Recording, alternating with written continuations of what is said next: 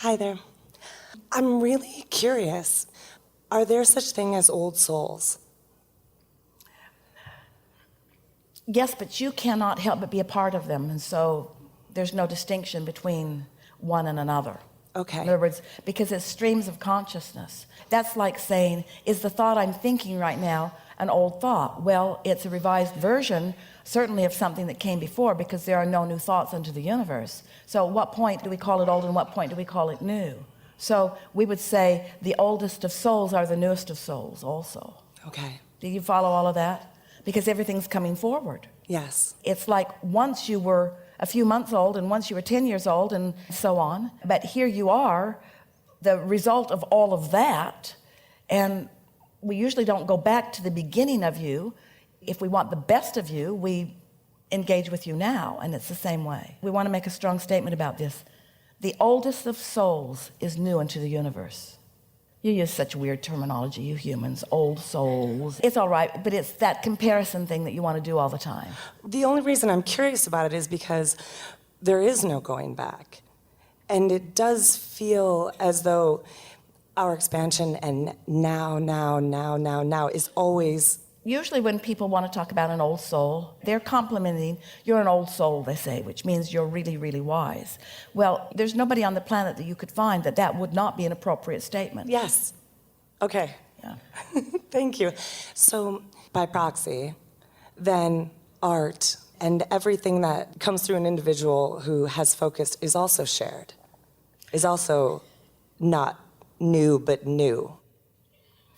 So, speak of yourself as an artist and think about what's flowing through you. Yes. And you being the translator of it. So my point of view through which it filters is new.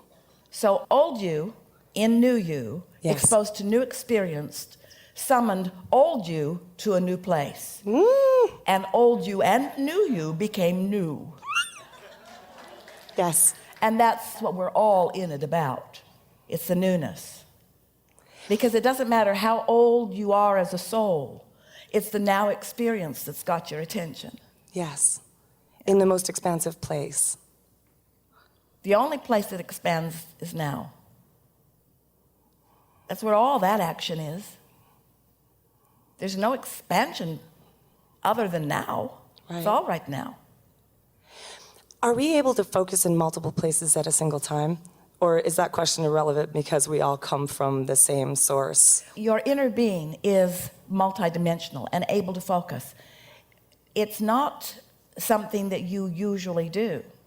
But let's start again, because it depends upon what point of view you're looking at it from. Right now, as Esther is receiving Abraham, it's many consciousness blended, but blended on the same vibrational wavelength. So as Esther is receiving us, she receives one very strong, clear knowing of what the intent of that stream of consciousness is.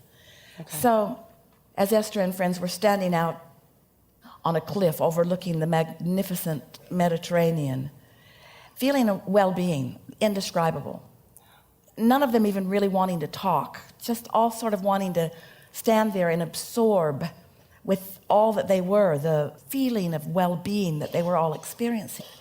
And Esther wondered, is it because there's nobody out there messing up any energy? And hardly anybody here? In other words, they were in a very remote place. There was almost nothing going on. They were just standing there in their happiness, feeling the wholeness that they were, as opposed to being in a very busy city with lots of things happening around you. You are always surrounded by so much, no matter what your environment appears to be. You are the isolator of the vibration. And so you are the one that makes clarity out of chaos. And you, as this focusing mechanism out here on the leading edge, you have to do it for you. Your inner being cannot do it for you. So it really doesn't matter what's going on otherwise. It only matters what's going on with you.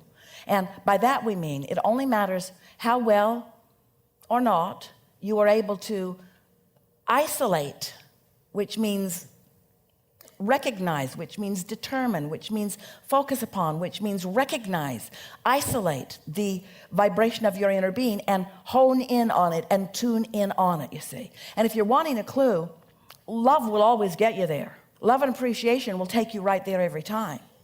Love and appreciation of anyone or anything will take you there every time, you see. And so we know what you're getting at. Get there and then. It speaks so beautifully to this particular cruise, given the different energies that are here, and every cruise is different. Every workshop is different. Every gathering of people, every moment is different. And this particular cruise, I've had such brilliant conversations about how things are so personal.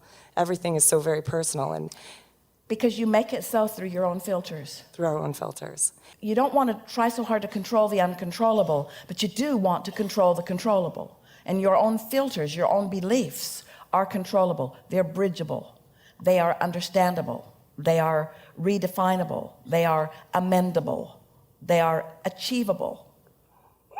Yeah. And the only fluctuation, the only variation comes from our point of view, our filter, because source energy is, of course, always as Steady. high vibing, exactly, rock steady. Yeah.